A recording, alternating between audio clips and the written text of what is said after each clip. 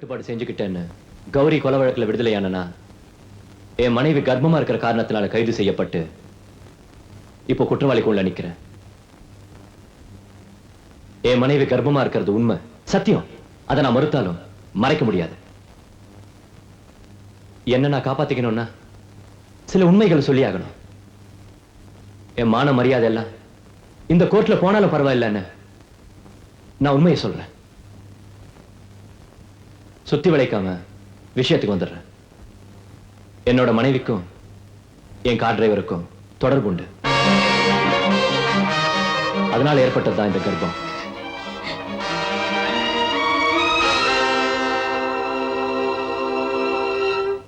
மைக்கேலே தனது மனைவிக்கும் கார் டிரைவருக்கும் தொடர்பு இருந்ததாக கூறியதாலும் கார் டிரைவர் அந்த உறவை ஒப்புக்கொண்டதாலும் மைக்கேல் குற்றவாளி அல்ல, நிரபராதி என்று தீர்ப்பளிக்கிறேன்.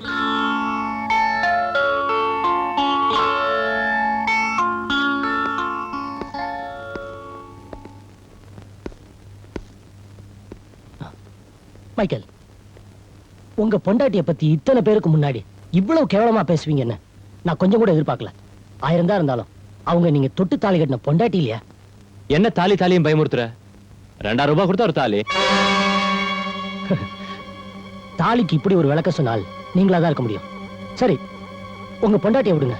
பிறக்க போற உங்க குழந்தையோட வாழ்க்கையை நினைச்சீங்களா? அது வாழ்க்கை என்ன ஆகும்? கார் டிரைவர் அப்பா நினைச்சுக்கிட்டுமே. இனிமே எப்படிங்க இந்த ஆளோட வாழ போறீங்க? தினகர், எனக்கு இந்த பொம்பளை சென்டிமெண்டே கிடையாது. வேணும்னா அவளும் கார் டிரைவரோட போட்டுமே.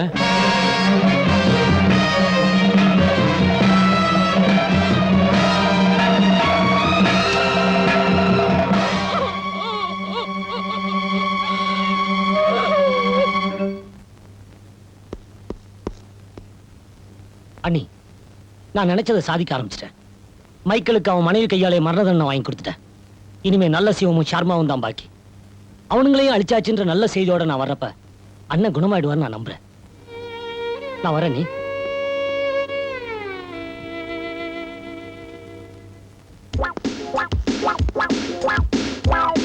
எந்திரா நாயே. சார், என்ன என்ன நம்பு நல்ல சிவம்.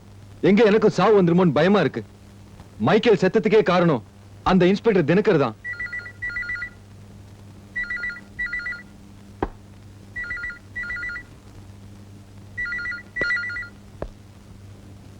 ஹலோ, நான் நல்ல சிவம் பேசுறேன்.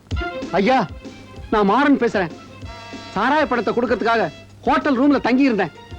சர்மா ஆளுங்களோட வந்து என்ன கடத்தி அடைச்சு வச்சிருக்காரு. படத்தெல்லாம் புடிங்கிட்டு என்ன எங்கேயோ அடைச்சு வச்சிருக்காங்க. எந்த இடம்னு தெரியல. சர்மா குடிச்சிட்டு இங்கதான் தூங்குறான். அதனால தான் என்னால போன் பண்ண முடிஞ்சது. தயவு செஞ்சு என்ன காப்பாத்துங்கய்யா. மாறன், எழுந்துடா.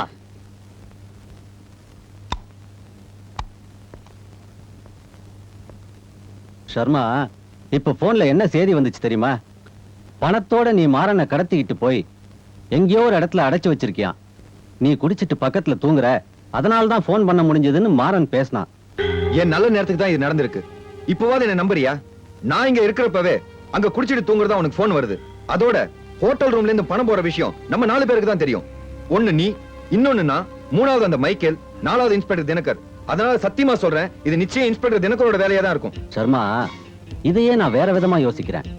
உன் மேல நம்பிக்கை வரணுங்கிறதுக்காக மாறனை நீயே பிடிச்சு வச்சுக்கிட்டு என்கிட்ட பேசிக்கிட்டு இருக்கும்போது அவனை விட்டு போன் பண்ண சொல்லியிருந்தீன்னா இன்னும் நம்பல. ஓகே, 1 வாரம் டைம் கொடு. அதுக்குள்ள இன்ஸ்பெக்டர் தினகர் தான் நமக்குள்ள விளையாடு இருக்கான்னு நான் ப்ரூவ் பண்றேன். ஆதாரங்களோட நீ ப்ரூவ் பண்ணிட்டா பழையபடி நீ என் பார்ட்னர் மட்டும் இல்ல, உனக்கு வேண்டியதை நான் தரேன். ஒரே வாரத்துல நான் உண்மையை நிரூபிக்கிறேன். ஏன்பா சேகரே, எனக்கு ஒண்ணுமே புரியலையே. திடீர்னு நம்ம போசனுக்கு மட்டும் சுண்ணாம்பு படிக்கிற. சாந்தியோட அப்பா ஓகே சொல்லிட்டாரா? ஓஹோ, அப்ப சாந்தி எப்படியாவது சம்மதம் வாங்கிடுவேன்னு எனக்கு நம்பிக்கை இருக்கு. ஏமணி, நம்ம இந்த திருட்டு தொழில் அடியோட மறந்துட்டா என்ன? ஒரு பொண்ணு வந்தது உங்களுக்கு புத்தி மாறிடுமே. நம்மளுக்கு என்ன செட் ஆக மாட்டாங்குது. ஏமா, நீ இதே கல்லில இருக்க? ஆமாங்க. உங்க அப்பா பேர் என்னம்மா? வீச்சருவா வீராசாமி. சீக்கிரம் போமா. எதுக்கு? நான் சும்மா கேட்டம்மா. மணி, உன் ஜாதகத்துல அது கிடையாது. போய் கொஞ்சம் தண்ணி ஏட்டணும் அப்போ. ஏப்பா பேச மாட்டேன், எல்லாம் உன் நேரம்.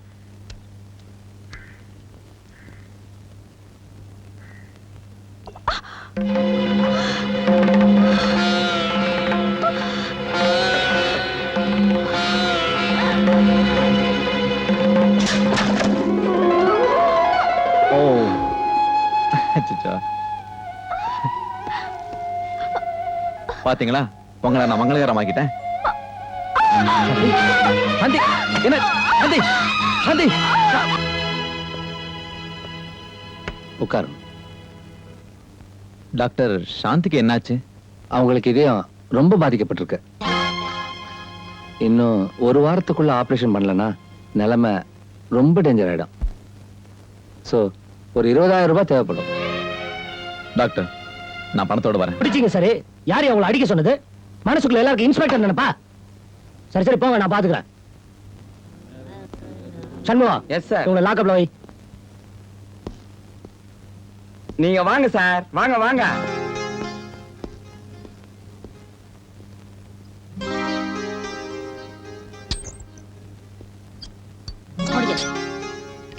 சேகரு, இந்த தினகரன் இருக்கிறதுக்கு பதிலா ராஜா இன்ஸ்பெக்டரா இருந்தா எவ்வளவு நல்லா இருக்கும். யாருங்க அது ராஜா?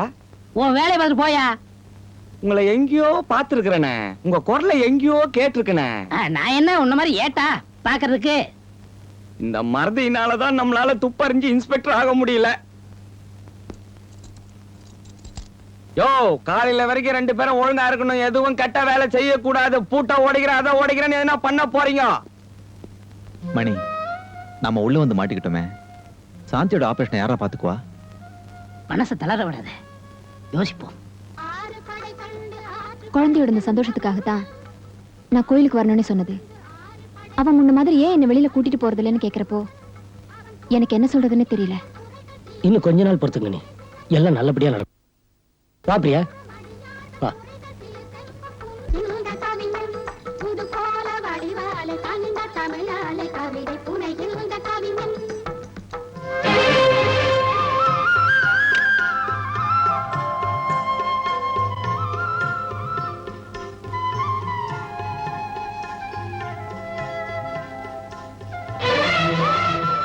டாடி, எனக்கு விபூதி வச்சு விடுங்க டாடி.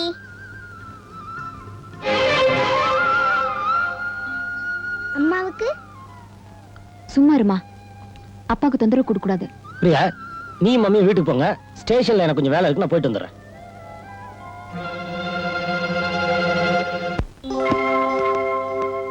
வா கீதா. இன்னொரு தடவை என் பேரை சொல்லாதீங்க. இன்னைக்கு தான் உங்களை பத்தி புரிஞ்சுக்கிட்டேன். கல்யாணம் ஆகி எப்படி என்ன காதலிச்சீங்க? உங்களுக்கு வெக்கமா இல்ல? கீதா, நான் சொல். எதுவும் பேசாதீங்க. நீங்க 2 பொண்ணுக்கு துரோகம் பண்ணிருக்கீங்க. ஒண்ணுனா இன்னொன்னு உங்க மனைவி. இப்பவும் கோர்ட்ல நிக்க வச்சு என்னால உங்க மானத்தை வாங்க முடியும். ஆனா எனக்கு உங்க மேல வச்சிருந்த அன்பால நான் அதை செய்யல.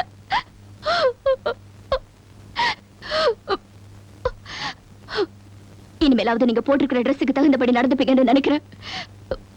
Good bye.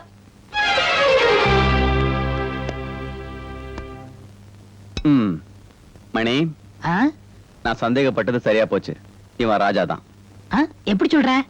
தினகரனா இருந்தா கீதா கிட்ட விளக்கம் சொல்ல ட்ரை பண்ண மாட்டாரு. இவன் ராஜா தான் ப்ரூவ் பண்றேன்.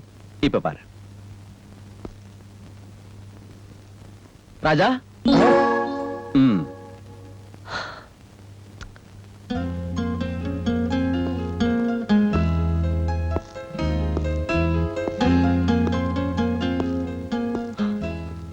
என்ன 2 பேருமே மன்னிச்சிடுங்க. நான் ராஜா தான். ஆமா, நான் இப்ப இன்ஸ்பெக்டர் தினகரன் நான் நடிச்சுக்கிட்டு இருக்கேன். 3 பேரும் நான் இங்க சேர்ந்து எங்க அண்ணனை கோமா நிலைமைக்கு தள்ளிடுச்சுங்க. அந்த 3 பேரையும் பழி வாங்கத்தான் நான் இன்ஸ்பெக்டர் தினகரன் ஆனேன். மைக்கேல் கதை முடிஞ்சிருச்சு, ஷர்மா கதை இன்னைக்கு முடிஞ்சிடும். நல்ல சிவம் மட்டும்தான் பாக்கி. உங்க அண்ணனை கோமா நிலைமைக்கு ஆளாக்கிறவங்களை பழி வாங்க நீ தினகரன் நடிச்ச. சரி, எங்க கதி என்ன ஆகுது? எங்க அரெஸ்ட் பண்ணாம விட்டுக்கலாம்ல? இல்ல, உங்களை ஒரு கூட்டமே கொண்டு வந்து என்கிட்ட ஒப்படைச்சிருக்கு. நான் உங்களை ரிலீஸ் பண்ணியிருந்தேன்னா என்ன பத்தின உண்மை மேலதிகாரிகள் கண்டிப்பா தெரிஞ்சிருக்கும். அதனால என் கடமை பாதிக்கும். அந்த காரணத்துக்காக தான் நான் உங்களை. எனக்கும் கடமை இருக்கு. என் சாந்தி உயிருக்காக ஆஸ்பத்திரியில போராடிக்கிட்டு இருக்கா. அவளை காப்பாத்தணும்னா உடனே ஆபரேஷன் பணம் கட்டி ஆகணும். எங்களை சீக்கிரம் வெளில விடு. சேகர், நான் சொல்றது கேளு. நாளைக்கு காலையில கோர்ட்ல உங்களை ஜாமீன்ல எடுக்க நானே ஏற்பாடு பண்றேன். நீ என்ன ஏற்பாடு பண்றது? கோர்ட்டுக்கு போனா நீ தினகர் இல்லைங்கிற உண்மையை தான் சொல்லுவோம். கோர்ட்டுக்கு போறதா இல்ல வெளில விடுறதா நீயே முடிவு பண்ணிக்க. எப்படி வசதி? என்ன ரொம்ப சலிச்சுட்டு கதவை திறக்கிற? எத்தனை பேர் மனுஷன் இருக்காங்க? 2 பேரும் உள்ள முடிச்சு போட. உனக்கு என்ன ஆள் மாறாட்ட புதுசா?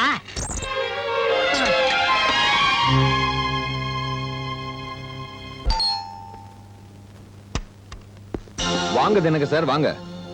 எப்போ உங்க பொண்டாட்டி தான் கதவை திறப்பாங்க. இன்னைக்கு என்ன நான் கதவை திறக்கிறேன்னு பாக்குறீங்களா? உங்க பொண்டாட்டியும் பொண்ணும் என்னோட கஸ்டடி தான் இருக்காங்க. என்னடா சொல்ற? அதிகமா உணர்ச்சி வசப்படாதீங்க. நான் இன்னும் அரை மணி நேரத்துக்குள்ள போகலன்னா என் ஆளுங்க உங்க பொண்டாட்டியும் பொண்ணையும் கொன்னுடுவாங்க. உனக்கு என்ன வேணும்? எங்க 3 பேரையும் பிரிச்சு நாங்க ஒருத்தருக்கு ஒருத்தர் அழிச்சுக்கிற மாதிரி பிளான் போடுறது நீதாங்கிறத நல்ல சேவத்துக்கிட்ட ஒத்துக்கணும். இன்னைக்கு ராத்திரிக்குள்ள நீ போய் நல்ல சேவத்துக்கிட்ட உண்மையை ஒத்துக்கலன்னா உன் பொண்டாட்டியும் பொண்ணையும் நானே கொன்னுடுவேன். சொல்ல மறந்துட்டேன் பாத்தியா, நான் பொம்பளைங்க விஷயத்துல கொஞ்சம் வீக்கு. இன்னைக்கு ராத்திரி வரைக்கும் உனக்கு கேடு. என்ன ஃபாலோ பண்ணலான்னு உன் போலீஸ் புத்தியை காட்டாத. நான் வரேன். B a good bye.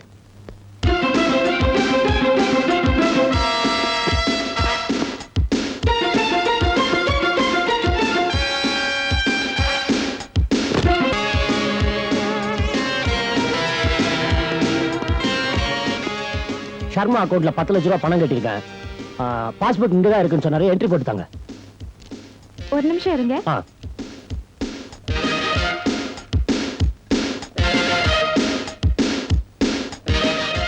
Thank you. Okay. Excuse me. வாங்க. சிங்கப்பூருக்கு ஒரு டிக்கெட் வேணும். எஸ். இந்தாங்க. இந்த அட்ரஸ்க்கு டிக்கெட் அனுப்பிச்சுங்க. தேங்க்யூ.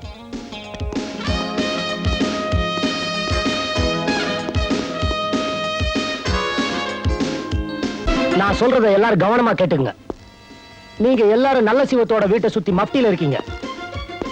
பாக்குறவங்க யாருக்கு எந்த விதமான சந்தேகமும் வரக்கூடாது. நீ பூ விக்கிறவனாரு, நீ இளநீ விக்கிறவனாரு, நீ ரிக்ஷாக்காரனாரு. புறப்படுங்க.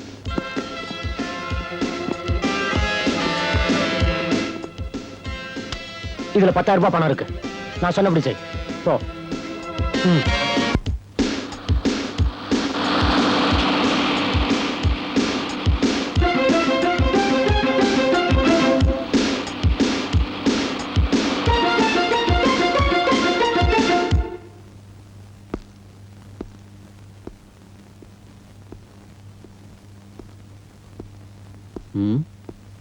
வாங்க தினகர், உட்காருங்க. என்ன சாப்பிடுறீங்க? உங்க உபசரிப்புக்காக நான் இங்க வரல. சில உண்மைகளை ஒத்துக்கிறதுக்காக வந்திருக்கேன். போங்க. நீங்க மைக்கேல் சர்மா 3 பேரும் பிரிஞ்சதுக்கு காரணம் நான் தான். மைக்கேல் அவன் பொண்டாட்டி கையாலே கொள்ள வச்சது நான் தான். அடுத்தது சர்மாவையும் உங்களையும் தீர்த்து கட்ட நான் பிளான் பண்ணிருக்கேன். எப்படி உங்க 3 பேரையும் தீக்கிறது தான் என் லட்சியம். தினகர், சொல்லுங்க. என்ன சுட்டு கொன்னுடுங்க சார். நான் செத்தா நீங்க ஜெயிலுக்கு போயிடுவீங்க. அப்பதான் அந்த சர்மா என் குழந்தையும் பொண்டாட்டியும் உயிரோட விடுவான். சொல்லுங்க. தினகர், என்ன ஏதேதோ வளரல சார், வளரல. சர்மா உங்ககிட்ட சொல்ல சொன்னதை தான் நான் சொல்லிக்கிட்டு இருக்கேன். அவன் என் பொண்டாட்டியும் குழந்தையும் கடத்திக்கிட்டு போயிட்டான். எனக்கு வேற வழி தெரியல. அதான் நான் உங்ககிட்டயே பொய் சொல்ல வேண்டியதாயிடுச்சு. சர்மா ஒரு அயோக்கிய, ஆனா புத்திசாலி.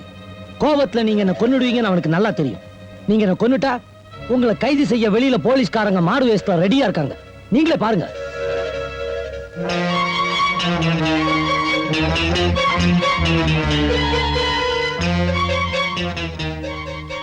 டிஐஜி சொல்லி அவனே இந்த ஏற்பாடுலாம் பண்ணிருக்கான் சார்.